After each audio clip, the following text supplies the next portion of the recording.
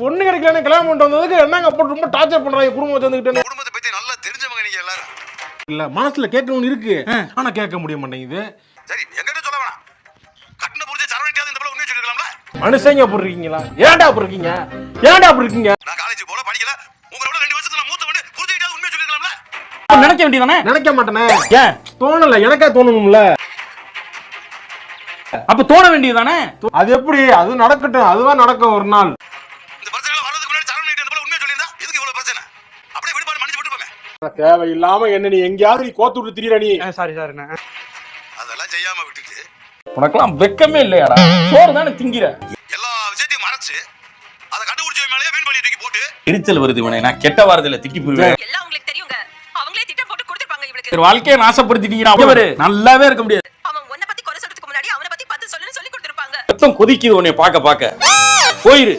சமந்தி, ஏதோ தப்பு நடந்துருச்சு. தெரியாம சில பொய்ய சொல்லிட்டோம். என்ன ஜோக் காட்டுறீங்களா? என்ன ரங்கா ஜோக் காட்டுறீங்களா எல்லாரும்? மன்னிச்சுக்கிட்டு இருக்க சமந்தி. ஐயோ ஐயோ அப்பா, இந்த குடும்பத்தை மட்டும் மன்னிக்காதீங்க, மன்னிச்சு மட்டும் விட்டுறாதீங்கப்பா. எனக்கு என்னமோ நாள் முழுக்க எரிச்சலா இருக்கு. டென்ஷன்.